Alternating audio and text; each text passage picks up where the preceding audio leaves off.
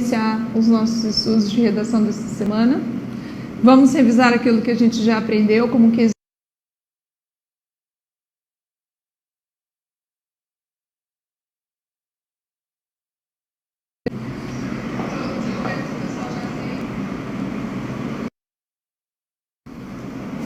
Estão vivos já? Vamos lá, moçada, boa tarde. Vamos iniciar os nossos estudos de redação desta semana. Vamos revisar aquilo que a gente já aprendeu como quesitos essenciais de uma introdução. Só que agora vamos fazê-lo dentro de um texto, tudo bem? Esse é um texto que eu peguei na revista Super Interessante e nós vamos aprender diversas informações deles, diversos quesitos interpretativos e, além de tudo, entender bem como funciona a dissertação, baseado também nas diferenças entre ela, dissertação e um artigo, e falar a respeito deste tema, que é o tema que eu vou propor para que vocês escrevam nesta semana. Nós vamos falar da importância de separar a ciência da religião. É um tema semelhante ao que caiu na FUVEST do ano passado. Na FUVEST caiu a importância da ciência. Viram só? Como é ainda bastante abrangente para vocês, neste caso eu dei uma especificada no tema, então falar sobre isso vai ser bem tranquilo. E eu vou usar de engate para a gente fazer vários tipos de introdução. Então dá para a gente apelar para a literatura, falar no barroco, dá para a gente usar vários dados do texto e assim por diante e aprofundar em vários tipos dissertativos diferentes. Tudo bem? Então vamos começar lá. Notem, lugar de criança na escola, lugar de Deus é na igreja. Então, as religiões são um pilar fundamental de quase todas as sociedades, mas elas não devem pautar nem a educação pública, nem os laboratórios. O método científico é simples. Consiste no que uma criança faz por instinto. Ela observa a areia da praia e percebe que a cor e a textura lembram Nescau ou Toddy. Ela levanta a hipótese de que a areia talvez tenha gosto de achocolatado. Ela testa essa hipótese como experimento, isto é, comer a areia. O experimento revela que a hipótese está errada, hora de refinar a hipótese ou rejeitá-la. E aí partir para uma nova observação, que recomeça o processo. Aquela bola de gude parece uma bala, será uma bala? Vamos lá. Começamos aqui por uma estratégia de exemplificação. Na minha introdução eu posso fazer isso não exatamente como está aqui, mas vamos começar a entender o texto em primeiro lugar. Aqui a gente está falando do qual é o comportamento científico de uma criança. Ah, mas a criança tem um comportamento científico? Sim, ela testa as coisas. Então ela olha para alguma coisa, é você que chega lá na casa da sua mãe, vocês já são adultos, né? Eu espero que vocês não façam isso mais. Aí vocês olham lá na cozinha, tem algo parecido com um pozinho cristalizado branco em cima da pia da cozinha. Aí o que a criança faria? A criança iria pegar aquela substância e pôr na boca, com toda certeza. Mas você que já é mais velho, eu tenho certeza que você cheiraria, né? Tenho certeza que sim, afinal de contas poderia ser arsênico e você poderia morrer envenenado achando que iria experimentar açúcar. Mas começou-se um texto a falar a respeito de um comportamento científico. Então a criança, por instinto, ela põe as coisas na boca, beleza? O que acontece depois que ela põe as coisas na boca? Ela percebe que a tese dela pode ser que não faça eco, ou seja, não estava certa. Hora de refinar a hipótese, colocar menos quantidade ou mais quantidade, ou rejeitá-la de vez. A areia da praia não é Toddy, deixa para lá. A rotina de um cientista adulto é parecida. Em 2017, 40 biólogos de várias nacionalidades espalharam 3,1 mil lagartinhas verdes de massa de modelar em 31 lugares. Eles queriam testar uma hipótese antiga da ecologia, a de que em regiões próximas do Equador há mais aves, mamíferos e insetos atrás de comida, ou, para usar o termo técnico, há mais interações entre espécies. Eles deixavam as presas fake alguns dias na natureza selvagem e depois verificavam se elas haviam sido mordidas. Conclusão: uma lagarta próxima aos polos tem 8 vezes menos chance de ser mordida que uma lagarta no Equador. Me contou na época Larissa Poesin, da USP. Então, para cada grau a mais de latitude, a probabilidade de a lagarta sobreviver intacta aumenta em 2,2%. Note, pessoal, o que aconteceu neste texto? Aqui eu tenho o comportamento científico infantil, aqui eu tenho o comportamento científico adulto. Viram só? Professora, mas não é o mesmo argumento? Comportamento científico? Não, não é o mesmo. Aqui eu tenho a criança e aqui eu tenho o adulto, aquilo que a gente chama de setorizado ou texto por viés. Vou ensinar vocês a fazer todos eles, tudo bem? Então, primeiro vamos entender como é que funciona o raciocínio aqui, que foi publicado na Super. Essa é uma maneira de adquirir conhecimento. Essa qual? Note, conector, aquilo que a gente chama de pronome anafórico. O que é um pronome anafórico? É um pronome que aponta para trás, pessoal. Como eu estou no início de um argumento, essa palavra significa que ela retoma as informações que estão nos argumentos anteriores. Viram só? Então, essa é uma maneira. Qual é a maneira? A maneira da criança e a maneira do adulto. O comportamento científico na criança e o comportamento científico no adulto. Essa é uma maneira de adquirir conhecimento. Verificar uma hipótese na unha. O que significa na unha? Vamos lá? Na unha não é nesta unha. Significa manualmente. Verificar por completo, de maneira manual, sem tecnologia. Isso significa verificar uma hipótese na unha. Isso aqui é aquilo que a gente chama de expressão popular. Tudo bem?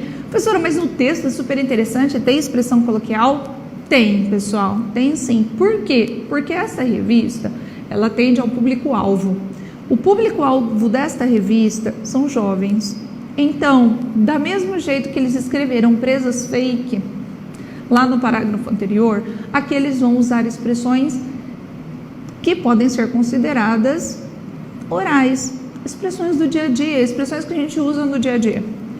Ah, entendi. Então, isso me autoriza a usar as mesmas expressões na minha dissertação? Não autoriza. Não autoriza. Por quê? Porque são tipos de textos diferentes, tudo bem? Os tipos de texto, eles vão dizer para vocês o que vocês podem ou não fazer dentro de cada um.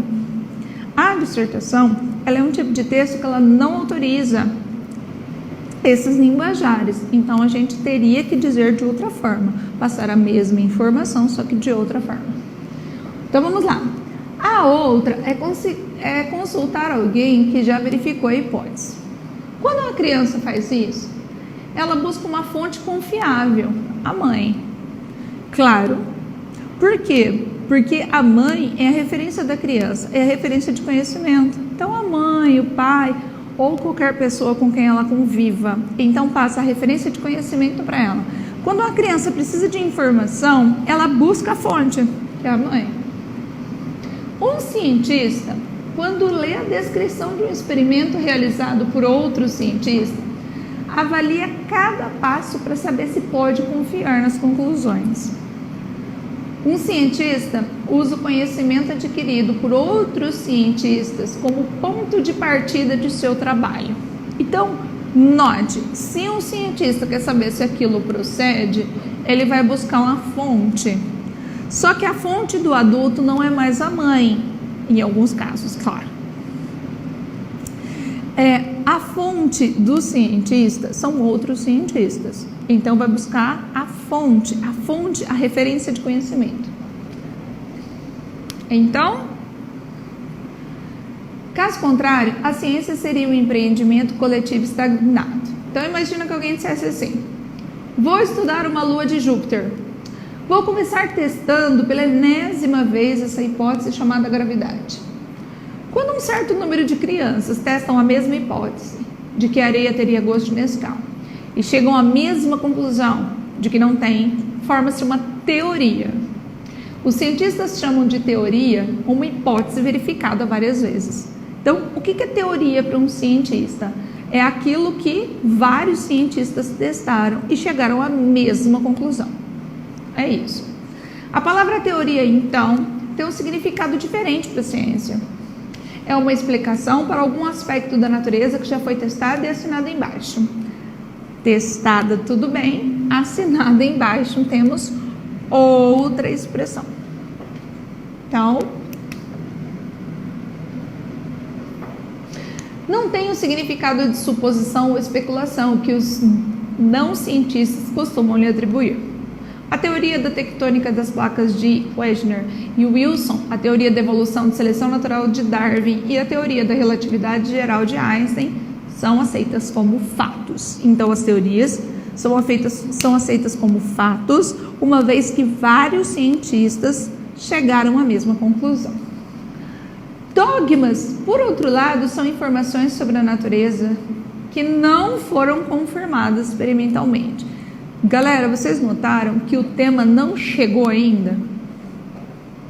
Note, nós já passamos por vários parágrafos e o tema começou a aparecer aqui, ó.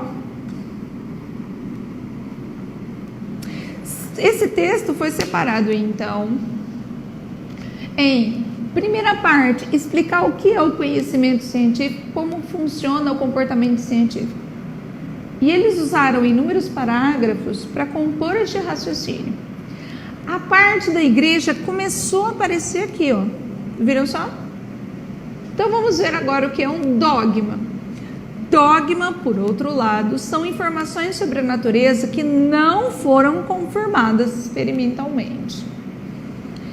A única maneira de justificar a crença em um dogma é o argumento de autoridade, que é o livro sagrado, carrega a palavra de Deus e ela é indiscutível.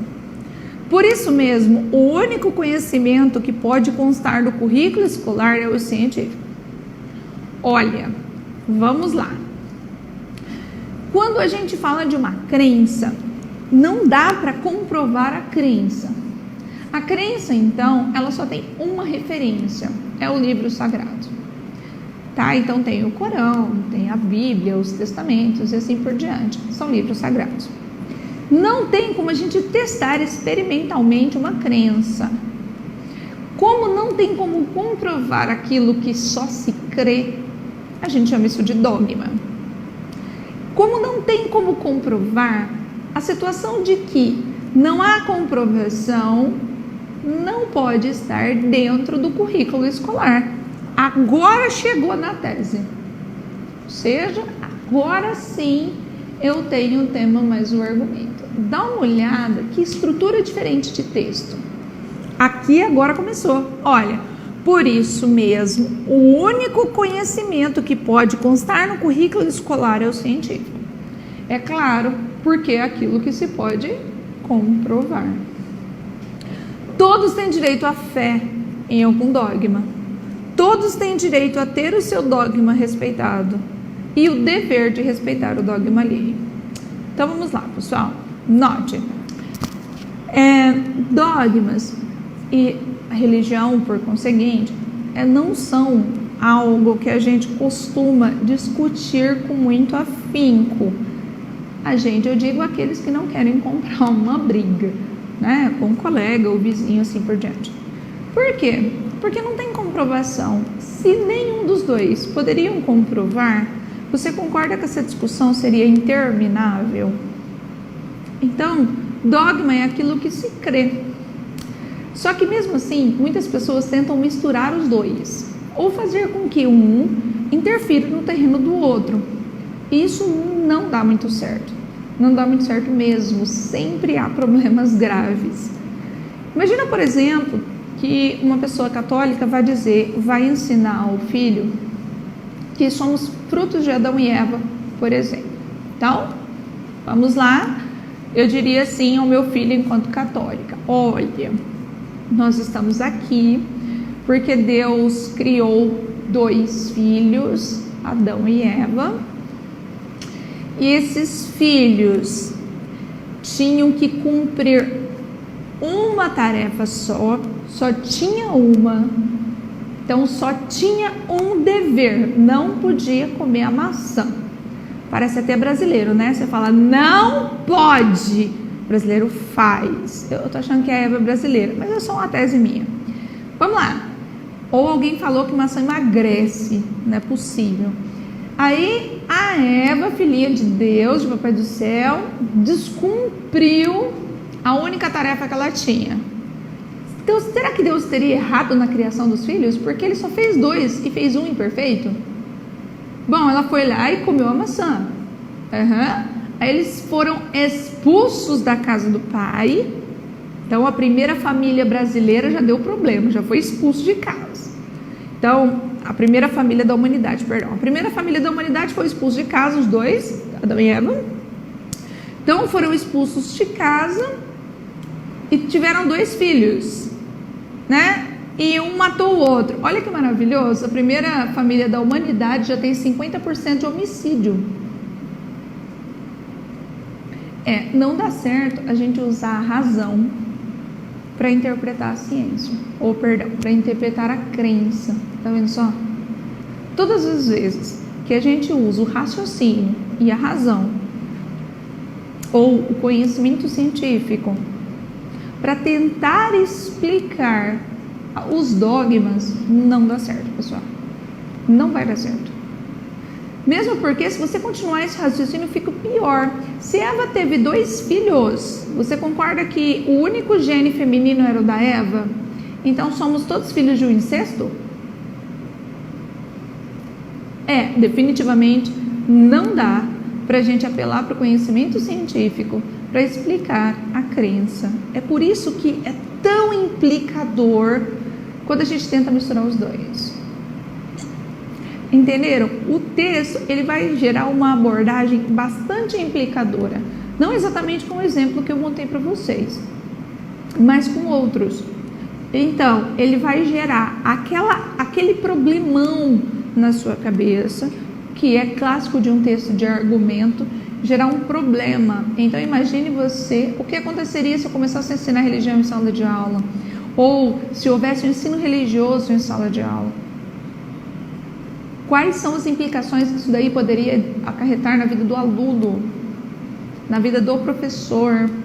O que aconteceria? Cada um ensinaria o seu credo? Vamos voltar. Vamos continuar então.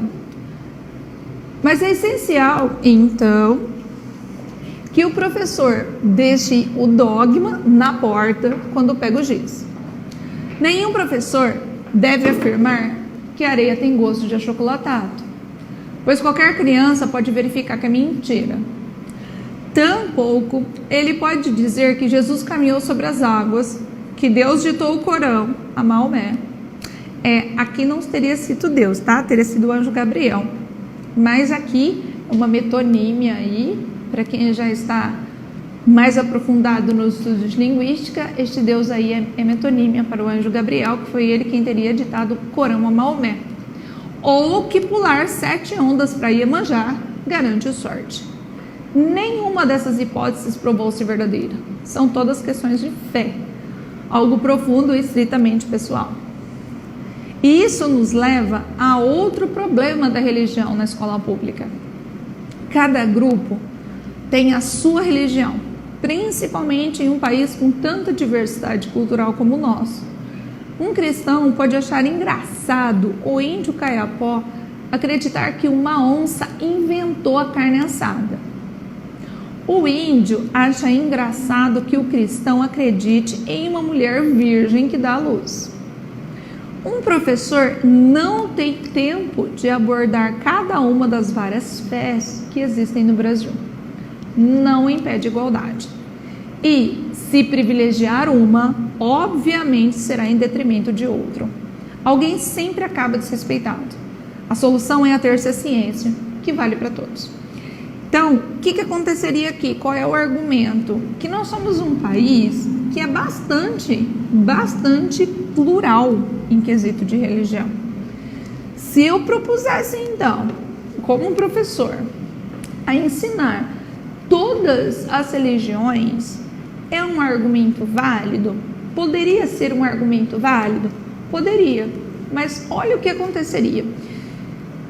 Se eu dissesse que é necessária a religião em sala de aula, uma vez que os alunos poderiam ser críticos o suficiente para escolher a própria religião e não herdá-la, como acontece na maioria das vezes, nós teríamos pessoas, alunos, mais conscientes. Faz sentido, vamos pensar. Note, você escolheu a sua religião, mas escolheu como?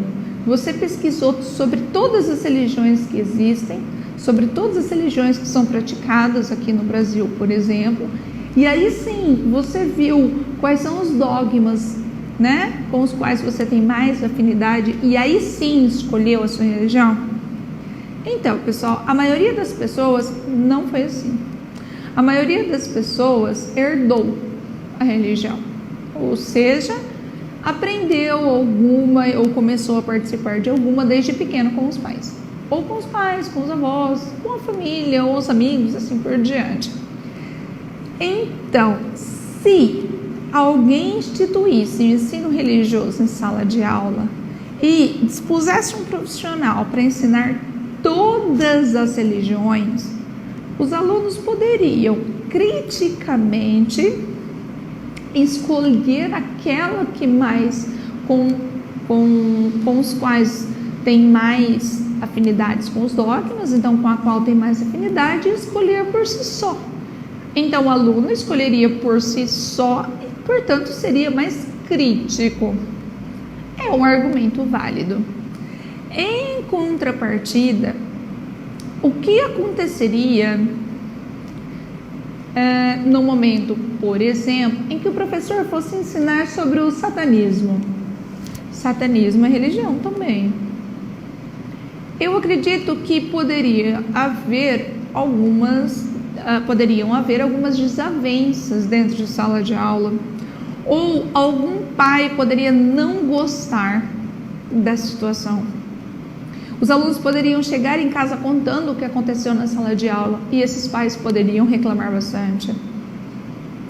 E tem um outro problema. Como é que funciona o profissional? Será que ele seria ou ele se portaria isento, como isento desta parte?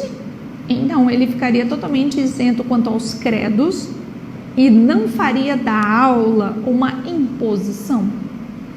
Não faria da aula um culto, uma oração, uma adoração e assim por diante. Como é que ficaria este profissional? Ele respeitaria a opinião destes alunos? A opinião ela é bastante clara e aí você precisa optar por ela. Tudo bem? A opinião é sua, só você escolher por ela. Aqui, como a gente tem um texto de revista, é claro que a gente pressupõe a ideologia da revista. A revista ela vai dizer o seguinte: olha, é melhor separar. E se a gente pegar os preceitos históricos, sim, é melhor separar. Tudo bem? Ah, professora, mas eu quero fazer sobre um texto sobre o ensino religioso em sala de aula. Eu posso fazer? Pode, você pode fazer, não tem problema nenhum. É só você me mandar e-mail, explicar direitinho, que aí a gente explica que você trocou o tema ou que você trocou a abordagem do tema, que eu corrijo para você da mesma forma. Combinado? Pessoal, esse vídeo depois eu vou pedir para que o Caio baixe, então tire aí do Facebook e eu vou colocar no portal, no canal do meu marido no YouTube, chama Hércules Dourado, com H. Então, se vocês quiserem se inscrever lá no canal, eu vou postar os vídeos lá para vocês terem como revisar, se vocês quiserem depois, tá bom? Vamos lá então. Aqui eu tenho um subtítulo: analfabetismo científico. Então, um outro argumento irá se iniciar a respeito do mesmo tema. Vamos ver. Outro motivo para que o ensino público atenha-se à ciência é o maior déficit do país, o de conhecimento. Nossos estudantes ignoram fatos científicos básicos. 40% dos jovens entre 15 e 16 anos declaram não saber se o ser humano foi vítima de dinossauros carnívoros. A resposta é não. 44% não sabem que o planeta Terra tem 4,5 bilhões de anos de idade. 1/3 acha falsa a informação de que o homem depende de outra espécie de primata. Os dados são de um estudo de 2015, com 2.404 alunos da rede pública de todo o Brasil. Uma sociedade de analfabetos científicos é incapaz de combater, por exemplo, problemas de saúde pública. A versão resistente a antibióticos do bacilo de Koch, que é consequência da evolução por seleção natural, mata 250 mil pessoas por ano, segundo a Organização Mundial de Saúde, que é a OMS. Essa tuberculose anabolizada não distingue crente de ateus. Sem a tectônica das placas de Wesner e Wilson, por sua vez, é impossível estudar terremotos, vulcões e tsunamis, como o que matou 429 pessoas na Indonésia em dezembro. O bom das teorias é que elas valem até para quem não acredita nelas. Assim, permitem entender o mundo e torná-lo melhor. Perceba que a alfabetização científica não tem a ver com ser ou não ateu. 8% das teses e dissertações do Departamento de Biologia da USP contêm agradecimentos a Deus na dedicatória. Na veterinária, sobe para 38%. O biólogo Antônio Carlos Marques, que levantou esses dados, me confessou em 2016. Eu entendo a necessidade pessoal de explicações metafísicas, mas como é que o próprio aluno não sente o conflito dentro de si quando religião e ciência se encontram? De fato, é um conflito. Mas não há por que cobrar ateísmo de todo cientista. Cabe ao profissional entender-se com a própria consciência, contanto que ele separe aquilo que é fé daquilo que é fato.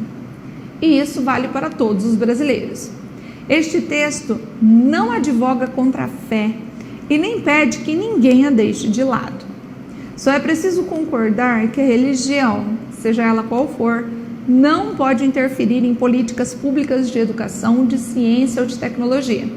A separação entre igreja e Estado, afinal, é como a teoria da evolução. Sempre dá certo quando é testada. Deixá-la para trás, a essa altura, seria um retrocesso. Um recuo tão grande quanto se voltássemos todos a comer areia. Vamos lá então, pessoal. O tema desta semana é a necessidade de se separar, então, ciência da fé. Por que você escolheu isso, professora? Então, parte já te diz, porque é um tema bastante semelhante ao que caiu na FUVEST no ano passado, que caiu a importância da ciência. Por outro lado, esta situação, ela é bastante crível para a gente falar a respeito, porque vai resgatar muito conhecimento que você tem, seja em história, então história, inquisição e assim por diante, seja com cruzadas religiosas, seja também na literatura, no barroco, então a briga dos barrocos e dos iluministas. Desta forma, a gente consegue fazer um paralelo interessante a respeito dessa necessidade de separação. Note, não é de jeito nenhum para a gente depreciar no nosso texto nem a fé, tampouco a ciência. Não é esta a proposta. A proposta é a gente dizer a necessidade de separação. E por que essa briga precisa estar longe das escolas brasileiras? Tudo bem? Ah, professora, mas eu acho que seria muito legal que houvesse ensino religioso nas escolas. Não tem problema, você pode escrever o texto a este respeito também. Tudo bem? E o que eu falaria a respeito? Você iria falar a respeito da constituição da moral, da ética, de preceitos que são ensinados dentro das fés, como família, caridade, adoração, disciplina e assim por diante. Não tem problema nenhum se você optar por este viés. Combinado? Vamos começar então a estudar a nossa estrutura. E aí, eu coloquei um ponto da nossa literatura. Vou começar ensinando para vocês então como eu poria uma informação da literatura dentro do meu texto dissertativo. Vamos lá? Para lembrar o que a gente viu nas aulas anteriores. Bom, eu estava ensinando para vocês.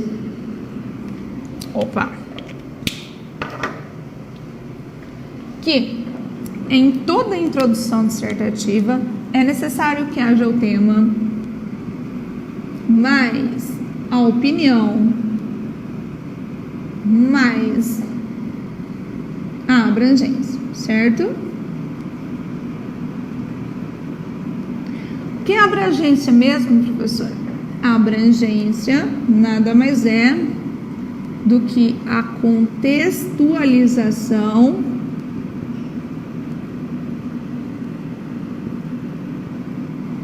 do assunto. Como assim contextualização? Note, é o porquê você vai falar sobre isso agora. Qual é o problema? Qual é o motivo que desemboca a discussão do tema? Tudo bem? Tanto abrangência, quanto contextualização, quanto amplitude, mesma coisa. São formas de você me dizer o porquê. Em outras palavras, pessoal, note que interessante. Quais são as informações necessárias na minha introdução? Olha,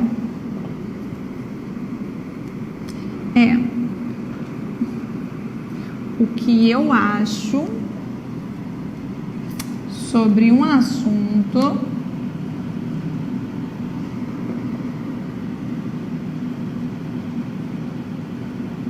que está acontecendo. É isso que você precisa pensar. É claro que você não vai escrever, né? É só para pensar. Por quê? Porque se você pensar assim, você vai estar informando aquilo que é necessário. Olha, o que eu acho nada mais é do que a opinião. Concorda? Então, sobre um assunto, o assunto nada mais é do que o tema. Que está acontecendo, então, este que está acontecendo aponta para a abrangência. Viram só? Então, o que eu acho sobre um assunto que está acontecendo são os requisitos da nossa introdução. Fácil de pensar, bastante fácil de lembrar, não é? Então vamos lá. Com isso aqui na cabeça, como eu faço para montar introduções históricas ou informações históricas dentro do meu tema? Como eu faço para isso parecer? Como é que eu incluo isso daí? Como é que começa a fazer parte da minha introdução? Bom, nós vamos estudar então as informações a serem acrescidas. Professora, se são informações que estão sendo acrescidas, essas informações entram como tema, como opinião ou como abrangência? Pessoal, note.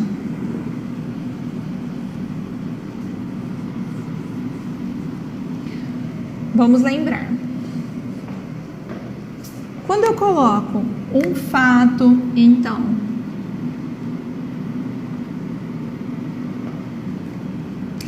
quando eu lanço dados,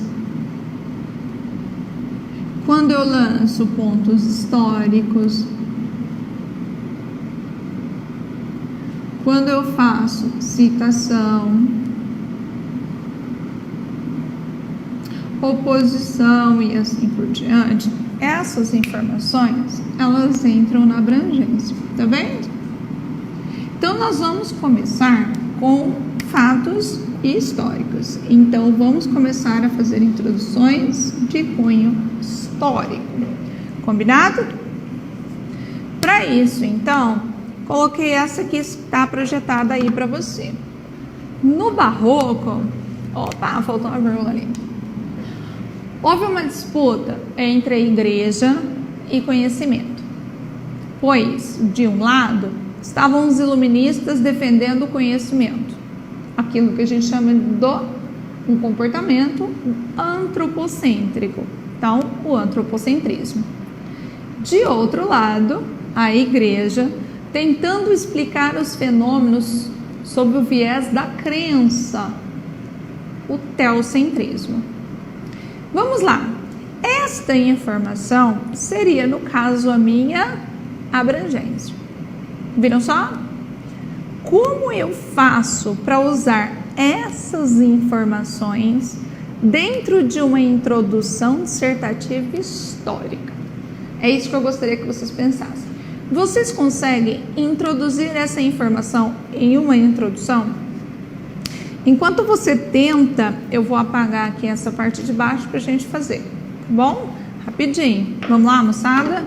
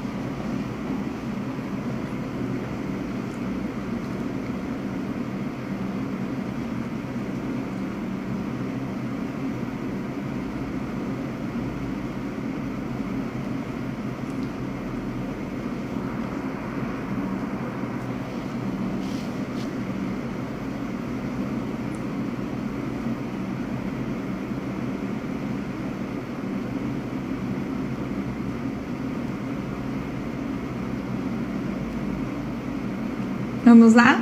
Se isso aqui vai servir como abrangência para você, está faltando o tema e a opinião, certo?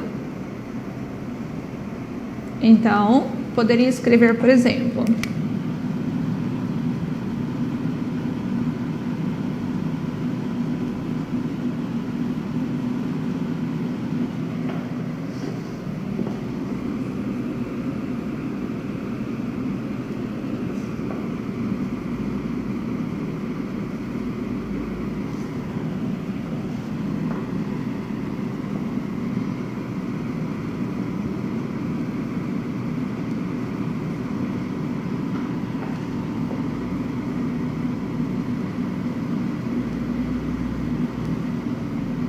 olha lá, pessoal, primeira coisa muito interessante.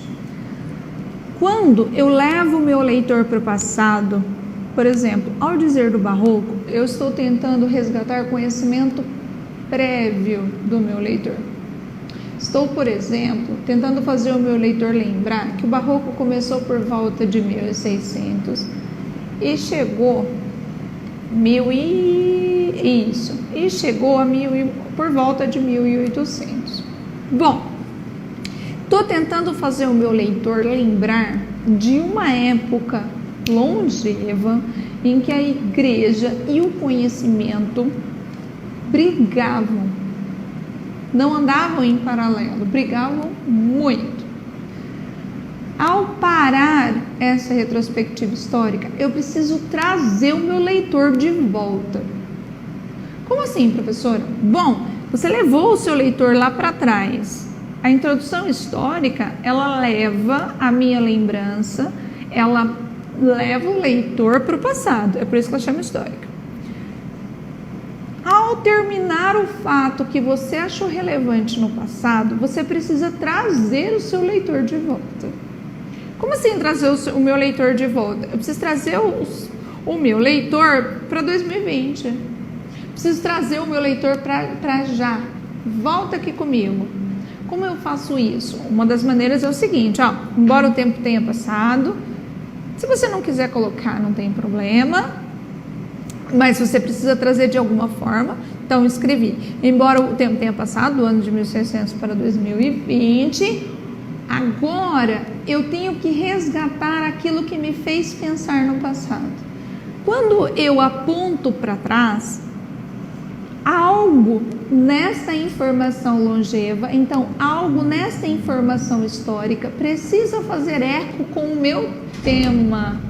Por quê, professora? Porque senão ela fica solta. Então vamos lá. Por que eu estou falando do barroco? Porque era uma época em que a igreja estava se misturando com a religião. Por que eu estou falando disso hoje? Porque estão tentando misturar a religião com a igreja, a religião com a ciência de novo. Então sim, existe algo que coincide. Note, coincide aquilo que acontecia lá atrás com o que acontece hoje. Se coincide, valida a sua citação. Valida, portanto, a sua introdução histórica. Viram só? Nós tivemos recentemente, faz poucos anos, aqui no Brasil, foi autorizado pelo Supremo Tribunal Federal o ensino religioso em sala de aula. Portanto, é uma clara incidência de que estão tentando misturar os dois. Esta informação do que aconteceu hoje, ela monta um paralelo com o que acontecia lá atrás. Como temos este elo, então valida. Então vamos lá. Embora o tempo tenha passado,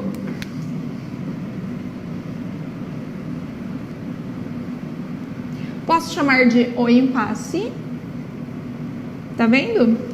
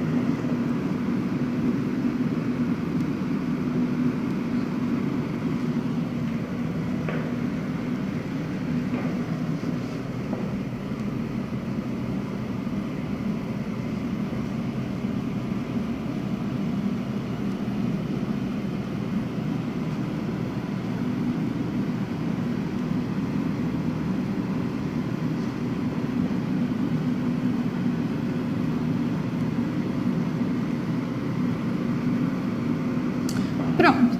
Notem, pessoal, o que eu fiz aqui? É um exemplo. Então, eu trouxe o meu leitor de volta. Viram só? Trouxe o meu leitor de volta para 2020. Coloquei o tema, que é o impasse. Então, a briga entre a ciência e a igreja.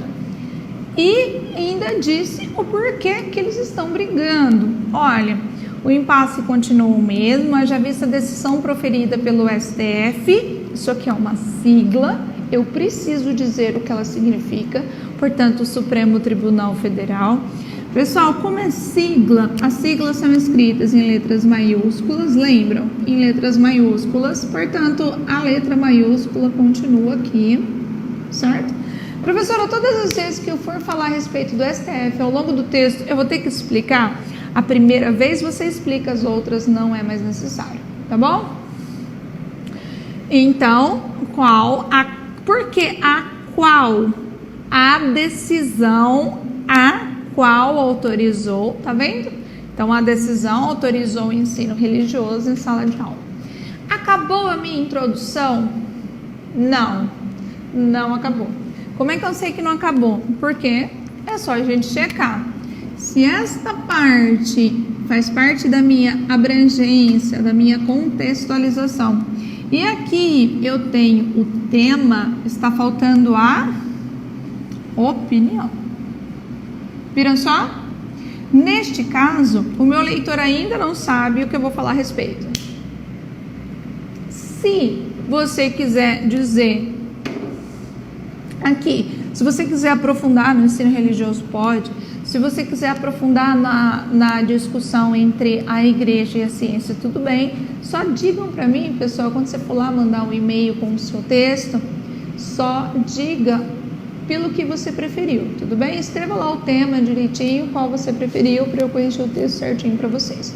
Combinado? Então, vamos lá. Posso dizer o seguinte...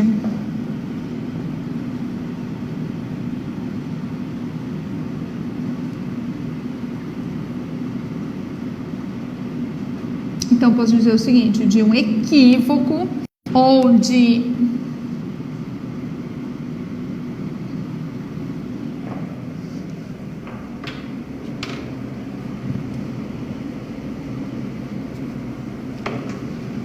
Então, trata-se de uma norma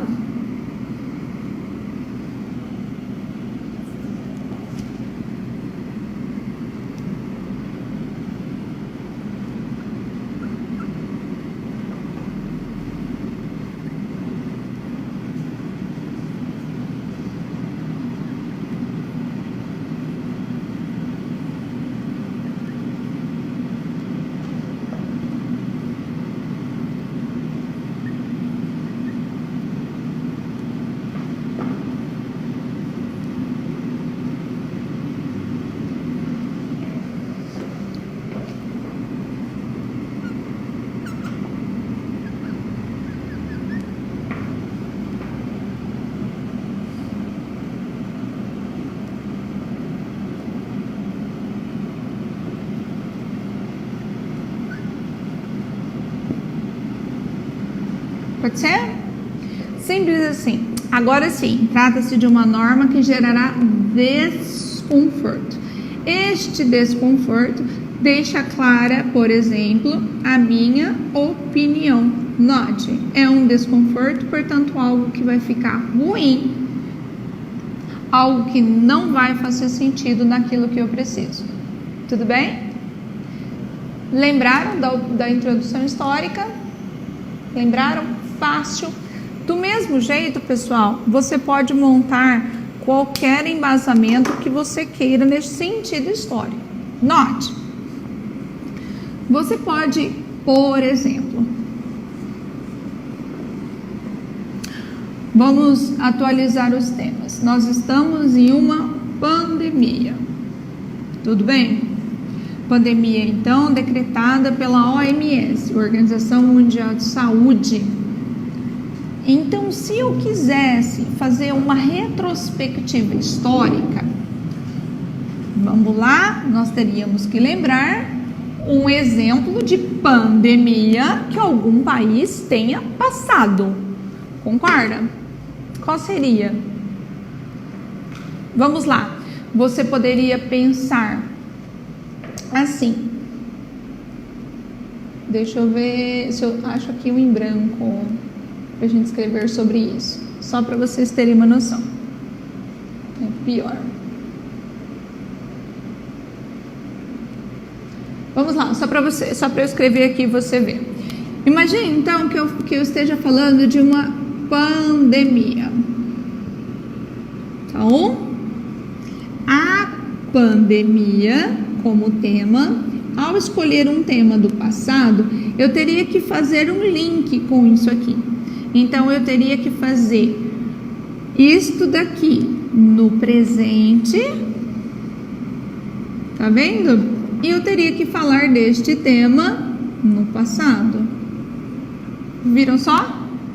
Tem sempre que ter, pessoal, um elo entre os tempos para eu estar fazendo uma retrospectiva.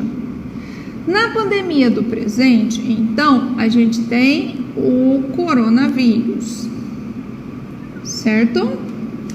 Uma pandemia, por exemplo, que você pode falar foi a espanhola em 1918. Então, em 1918, a humanidade viu na Espanha as pessoas sofrerem por uma grave doença. Ah, professora, tem que ter o termo pandemia? Não, você pode falar a respeito de grave doença, de enfermidade e assim por diante. Então, toda vez que eu fizer uma introdução histórica, é necessário que haja algo que linke, tudo bem? Algo que faça elo entre o passado e o presente. Combinado?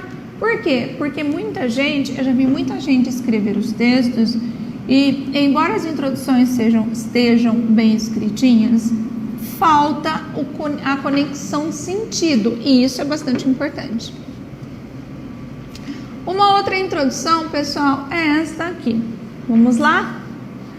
Agora sim, peguei uma informação do texto e a informação do texto vai servir de base para eu colocar em uma introdução. Como eu faço? Então, para usar dados percentuais que estavam no texto dentro da minha introdução. Eu posso? Pode. Como eu faço para fazer isso? Bom, vamos lá.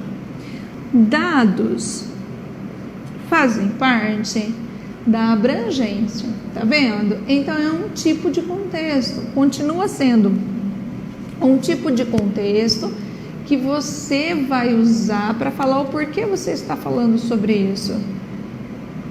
Vamos lá. Poderia começar o texto dizendo a respeito do tema. Então vamos lá. Vamos dizer que nós temos um analfabetismo científico no Brasil. Então, ou o Brasil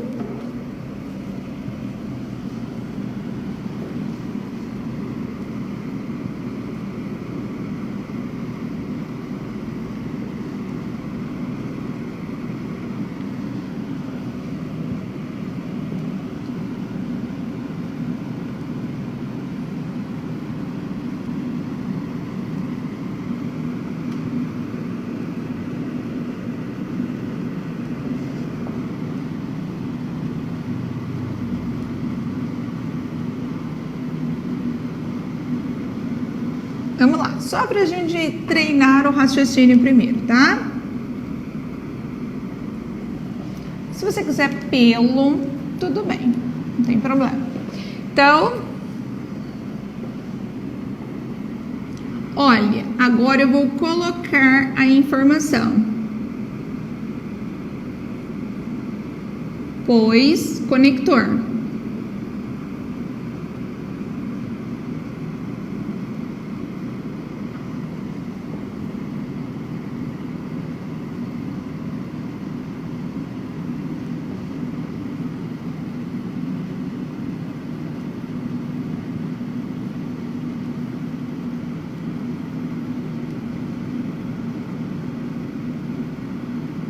Fonte. Professora, eu tenho que saber quem foi que produziu o dado. Se tiver escrito, você pode citar por ele. Se não tiver escrito, você pode citar a revista que publicou, como eu fiz aqui. Então,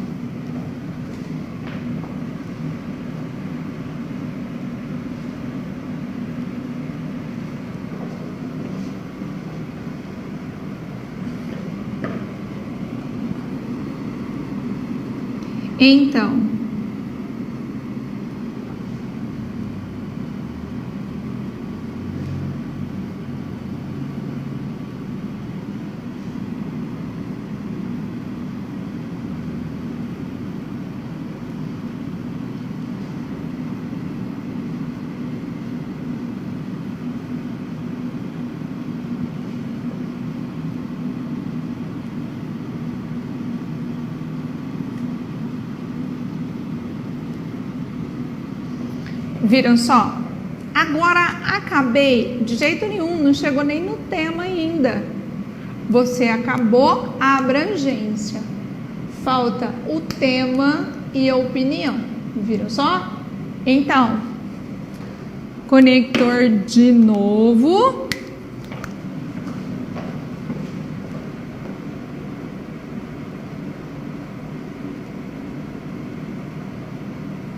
Vamos lá? Qual é o conector que você poria aqui? Eu posso usar o por isso.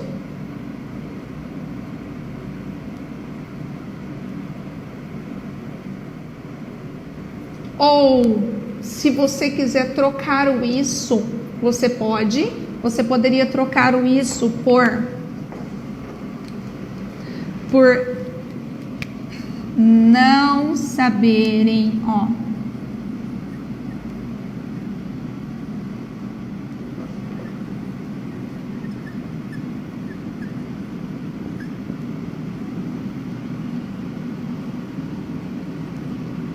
Viram? O isso, você pode trocar por isso aqui, ó. Por não saberem de informações elementares. Ou você pode usar o isso e usá-lo como pronome anafórico. O que é um pronome anafórico? É um pronome que aponta para trás. Isso aqui, por causa disso aqui, ó. Porque 44% dos aprendizes não sabem que o planeta Terra possui 4,5 bilhões de anos. Então, por isso, não há espaço na escola brasileira para que os alunos aprendam ou abram espaço para encaixar o ensino religioso. Viram só? Então vamos lá. Por isso,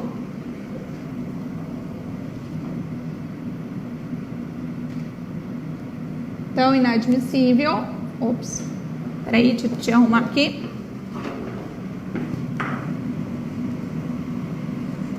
Ou é um absurdo, ó.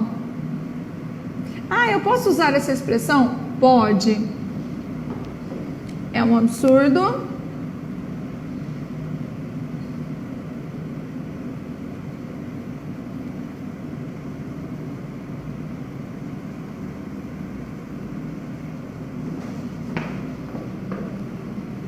Na grade curricular.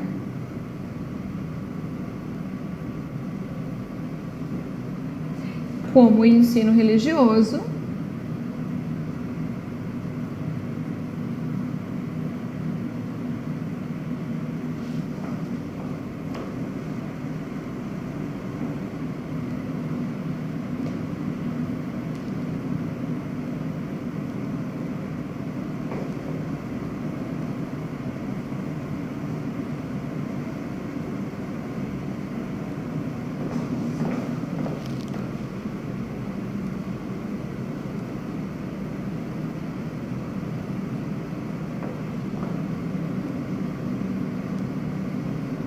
Prontinho, se falta tempo para o conhecimento científico.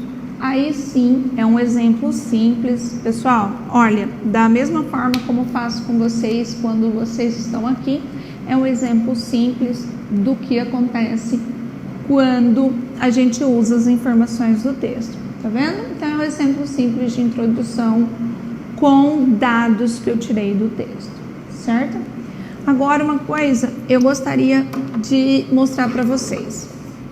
Qualquer informação que venha de fora, então seja um dado, seja a parte histórica, então seja a citação de alguém, ela precisa estar totalmente presa no seu parágrafo. Professora, como é que eu sei se a minha informação está totalmente presa? Simples. Se você apagar, ela precisa fazer um estrago. Então, vamos ver. Se você tirá-la,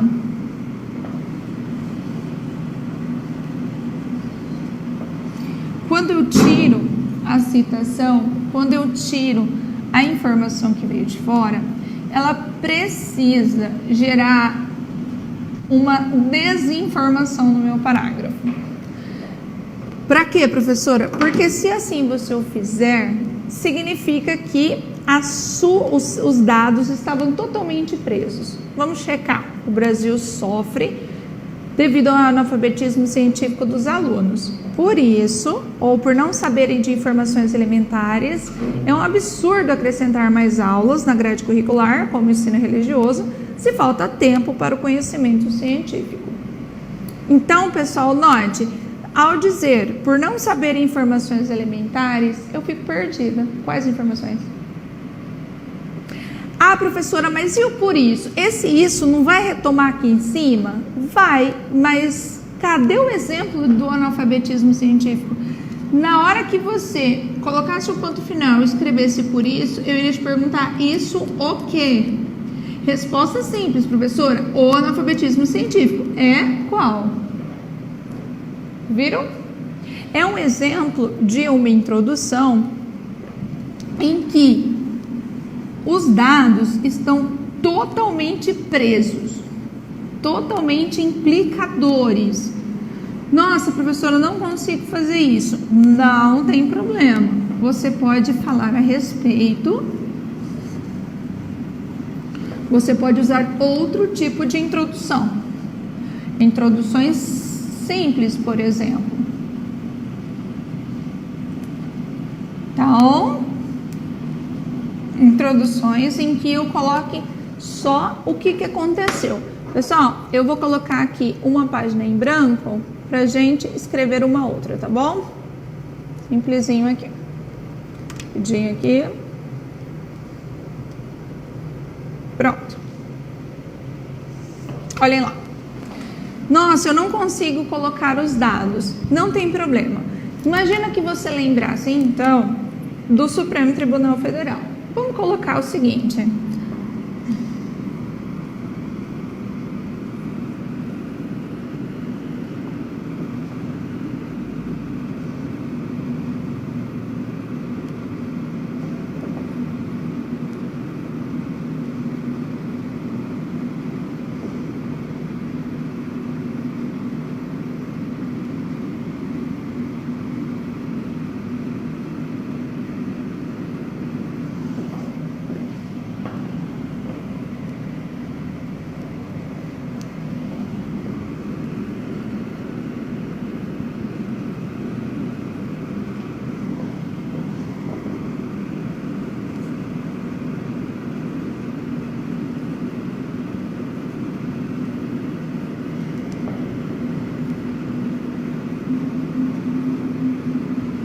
Pronto, abrangência simples, tá vendo?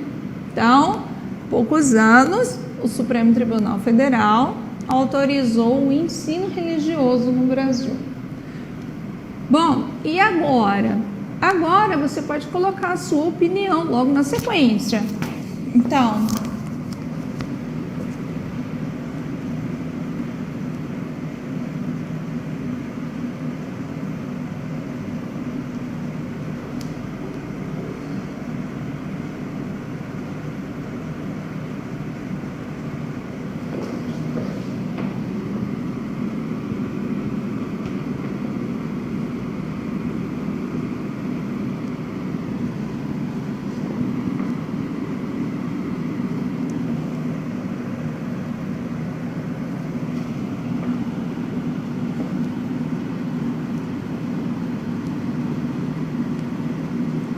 para não repetir escolas, não, a gente não repetiu, né? Mas ao pensar em palavras que poderiam fazer relações sinonímia, ou seja, sinônimos com escola, você pode trocar por instituições. Então,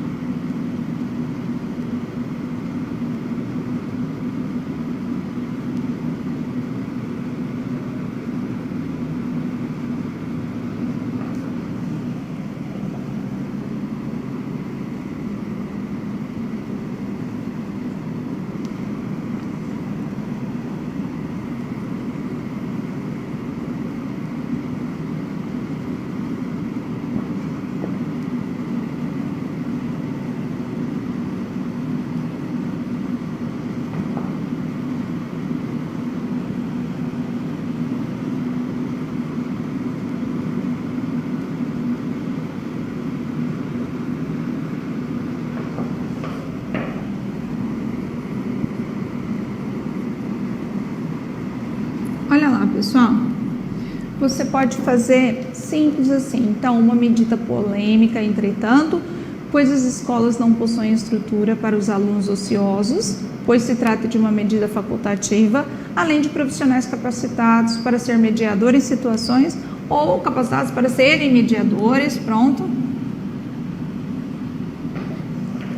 Em situações, vou manter o paralelismo aqui, em situações de conflito.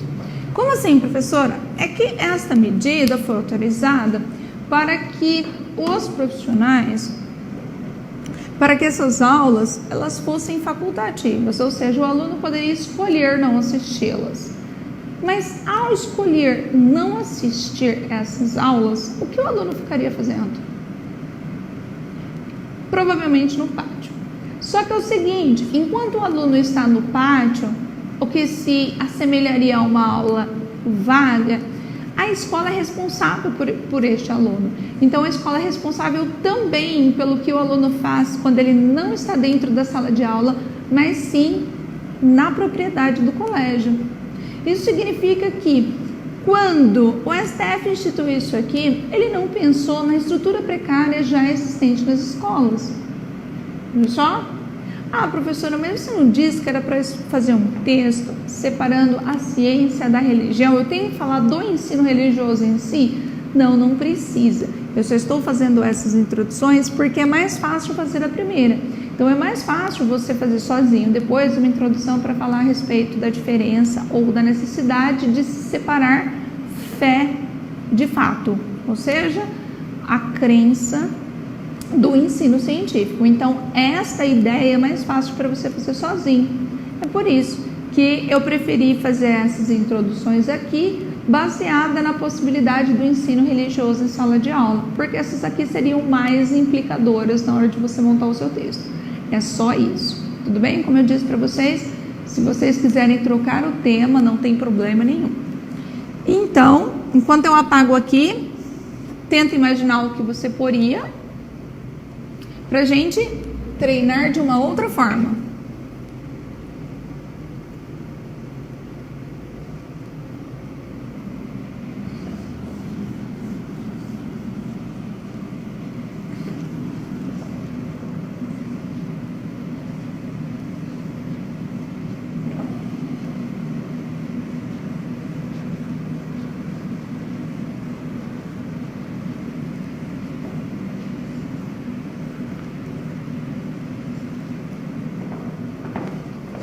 Olha lá, a ideia é a seguinte agora, pessoal, olha, a palavra teoria, então, tem um significado diferente para a ciência. Eu só peguei um pedacinho do texto para colocar aqui para vocês. É uma explicação de algum aspecto da natureza que já foi testada e assinada embaixo. Vamos lá? Primeira coisa, para usar esta informação, eu não posso usar do jeitinho que está aqui. Por quê? Eu cometeria uma cópia do texto e seria penalizada por plágio. Tudo bem? Não posso. Agora, eu posso montar um conceito baseado nisso aqui. Por exemplo, teoria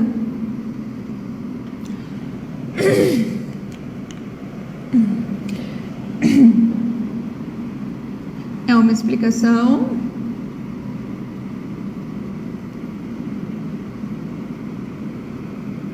para um fenômeno da natureza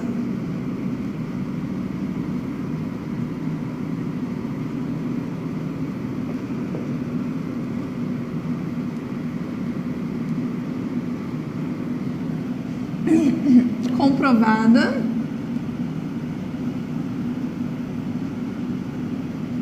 por cientistas ou por fatos, ou simplesmente comprovada, tudo bem? Então, pelos cientistas. Pronto. Dogmas, por outro lado, são informações que não foram confirmadas experimentalmente. Então, eu posso dizer o seguinte, que dogmas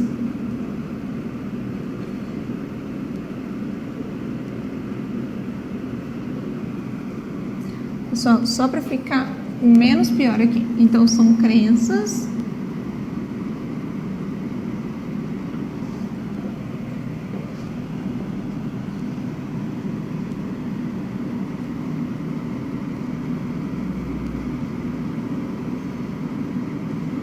sem comprovação científica.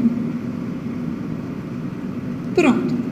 E agora vem um outro tipo de introdução que eu gostaria de ensinar para vocês.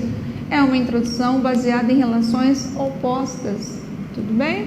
Note, aqui eu estaria fazendo uma oposição entre teoria e dogma. Como você conseguiria montar essa introdução? Então, posso escrever assim: A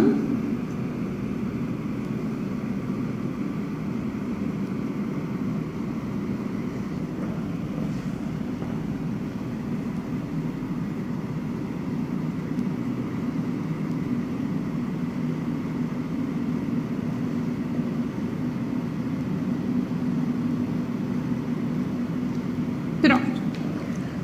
Agora eu tenho que explicar, certo? Então vamos lá.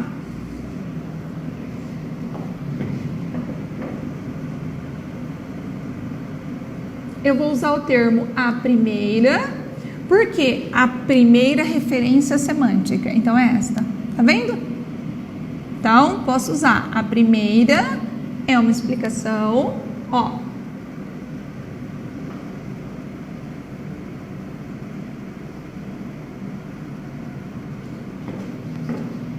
Para um fenômeno da natureza.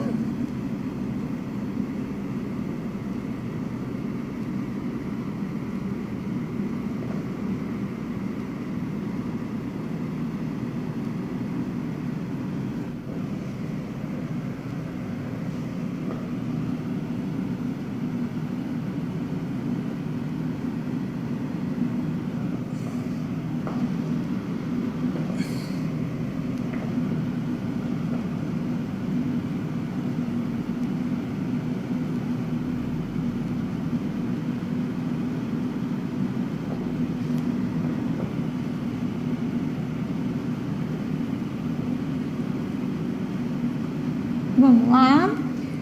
Já o segundo, porque é o dogma, tudo bem? Então, como não é a dogma, é o dogma, então, já o segundo, referência ao dogma. Vamos lá? Vou colocar, trata-se só para a gente não repetir o é.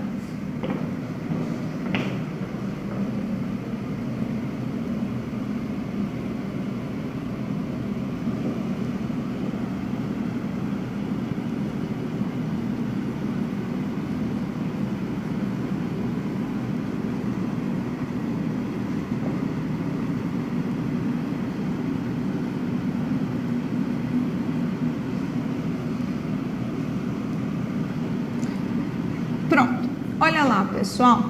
Professora, essa daí não é introdução por conceito? A gente chama de introdução por conceito quando a gente faz o conceito de um termo apenas. A gente chama de introdução por oposição quando a gente faz o conceito de dois ou a explicação de dois ou mais termos, em que neste contexto eles fazem oposição semântica, então oposição de sentido. Aqui, ou no texto que eu vou fazer, haverá uma clara distinção entre fé e fato, entre ciência e igreja. Tudo bem? E agora, o que está faltando? Bom, note, do mesmo jeito que essa contextualização não é um tipo de introdução, então é a abrangência. Portanto, aqui está faltando o tema e também está faltando opinião. Certinho? Então, vamos lá. Este aqui, pessoal, eu vou deixar para vocês fazerem, para vocês continuarem. Aqui está faltando, então, o tema específico e está faltando a sua opinião. Beleza? Aqui tá faltando os dois. Se você quiser continuar esta parte aqui no seu texto, pode, fique à vontade. Professora, eu posso usar essa introdução e terminar? Pode, não tem problema. E eu não iria gerar um plágio com as informações anteriores ou com as informações que estão lá no texto de apoio. Não geraria. Por quê? Porque eu não copiei do jeito que está sem aspas, tá vendo? A gente usou uma interpretação do que está escrito. Isso aqui você pode fazer. Chama-se usar os dados que estão no texto coletânea. A gente vai treinar muito isso, porque é muito fácil a gente se confundir ou acontecer algum deslize nesses momentos. Tudo bem? Então, essa análise de texto, ela é super importante antes. Tanto é que quando o texto tem, a gente chama de tema subjetivo como este aqui, é muito necessário, pessoal, que você inclua exemplos. Por quê, professora? Porque os exemplos são tão necessários. Porque quando o nosso tema, ele é subjetivo, eu preciso de argumento concreto. Toda vez, embora a gente não tenha chegado na parte de argumentação ainda, você precisa se lembrar, vai ser quase um mantra nas nossas aulas. Olha, vamos lá. Argumento subjetivo, exemplo concreto. Sempre. Então, argumento subjetivo, exemplo concreto. Neste texto, você pode, por exemplo, dar alguns exemplos sobre a teoria da evolução. Então, imagina que você tenha filhos de pais religiosos, né, que ensinaram para os filhos que somos filhos de Adão e Eva. Você nem precisa contar a historinha que eu te contei. Mas, o que aconteceria quando essa criança tivesse contato, por exemplo, com a evolução de Darwin? O que aconteceria com essa criança quando ela aprendesse a teoria do Big Bang? É aí que o texto diz que há um conflito, há um possível conflito entre aquilo que a gente aprende e aquilo que a gente crê. Viram só? Esses exemplos, pessoal, eles são muito bem-vindos. Eles são bastante bem-vindos no nosso texto. Por quê? Porque o argumento é subjetivo. Falar de fé é muito subjetivo. A própria palavra conhecimento, ela é muito subjetiva. Por quê? Porque a palavra conhecimento, ela vai me gerar pergunta. Conhecimento em quê? Qual é a informação que vai vir desse conhecimento? Conhecimento para quem? De onde? Como funciona? Essa prática é de quem? É isso que a gente precisa fazer. É essa parte que a gente precisa analisar dentro do mesmo contexto. Combinado? Note, aqui então, eu estou usando uma clara distinção entre conceitos, que é para gerar a minha introdução, o meu parágrafo. Eu preciso fazer isso? Não necessariamente. Então, você pode relembrar algum fato histórico que a gente já treinou. Você pode usar um fato, então uma informação válida que a gente já treinou. E você pode fazer introduções, por enquanto, por contraste ou oposição, que é essa daqui. Lembre-se bastante de fazer primeiro aquele esquema do texto. Lembra que eu ensinei? Pessoal, faça o esquema do seu texto. Não é o rascunho ainda, é o esquema do texto. Escrevendo, por exemplo, o que será escrito ao longo deste texto todo. Beleza? Então, obrigada. A gente se vê na outra aula. Treinem bastante. Lembrem-se de mandar as redações para o meu e-mail. Tudo bem? Eu vou colocar novamente o e-mail no grupo de vocês. Lembrem-se de estar bastante atento a esses quesitos. Vamos treinar para que o coronavírus não derrube o nosso conhecimento e nem o deixe meio capenga. Tudo bem? Um abraço, até semana que vem.